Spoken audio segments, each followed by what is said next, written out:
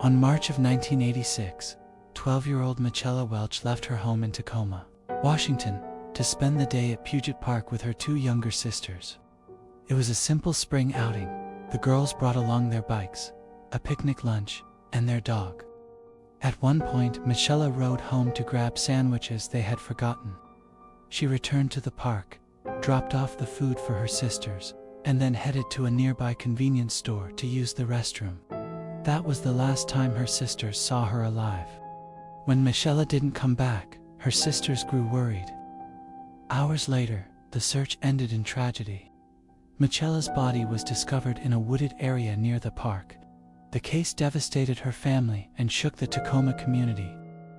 Investigators gathered evidence, including DNA from the crime scene. But in 1986, technology was too limited to identify a suspect. For years, the case went cold. Detectives followed dozens of leads, but nothing ever stuck. The mystery of who had taken Michella's life remained unsolved for more than 3 decades. Then, in 2018, the case was reopened with a new tool: genetic genealogy.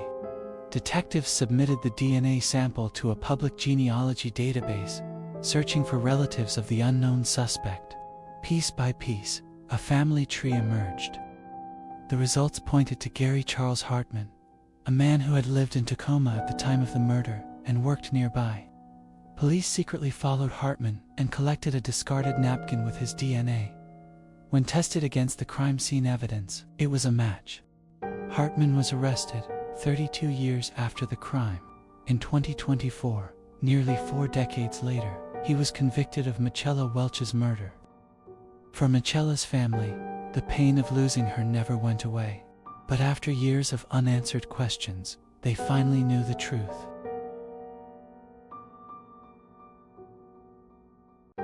In the summer of 1986, Tacoma, Washington was already on edge. Just months earlier, the murder of 12-year-old Michella Welch had shaken the community. Parents were fearful, and children were being warned to be extra careful. On August 4, 1986, another tragedy struck. Jennifer Bastian, a bright 13-year-old girl, told her family she was going for a bike ride through Point Defiance Park. It was a warm summer day, and Jennifer planned to train for an upcoming bike tour. But when Jennifer didn't return home that evening, her family knew something was wrong. A massive search began. For days, hundreds of volunteers scoured the park and surrounding areas. Then, 3 weeks later, the search ended in heartbreak. Jennifer's body was discovered in a wooded area of the park. The similarities to Michella Welch's murder just 4 months earlier were chilling. Both girls were young, both were riding bikes, and both were attacked in parks within the same city. For decades, investigators believed the two cases were connected, that one person was responsible for both murders. But DNA told a different story. In 2016, new testing confirmed that the DNA evidence from Jennifer's case did not match Michella's. The crimes were separate. That revelation sent detectives back to the drawing board.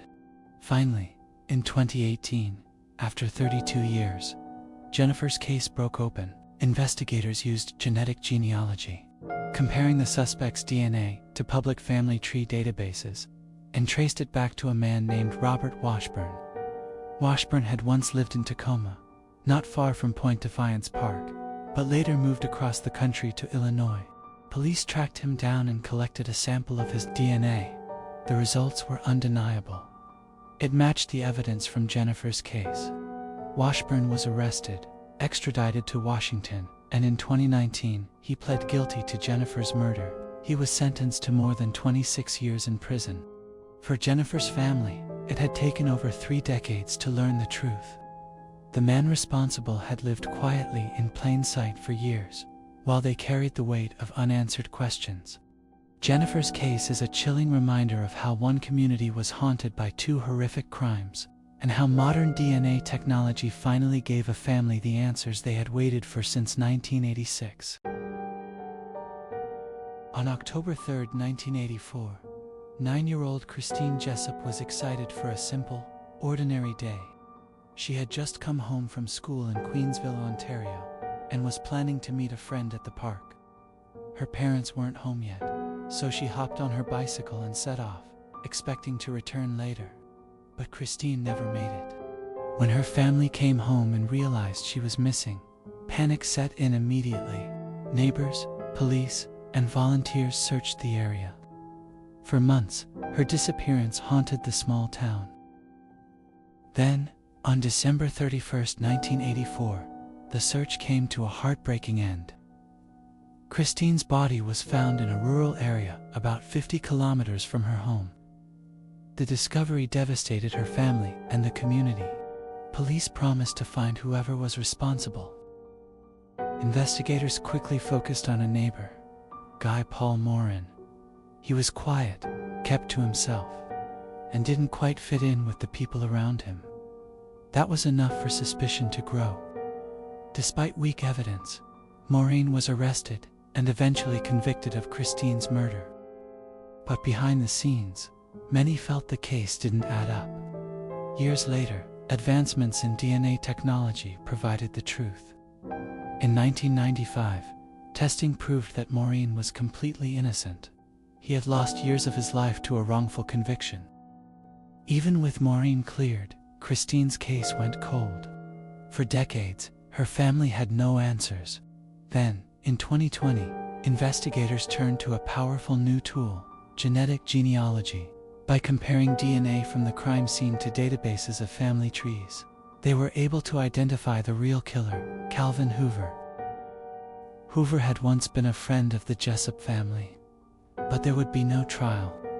He had died in 2015, years before his identity was uncovered. Christine Jessup's case was finally solved after 36 long years, but the truth left behind painful questions: a little girl's life stolen, an innocent man's future destroyed, and the real killer living in the shadows for decades.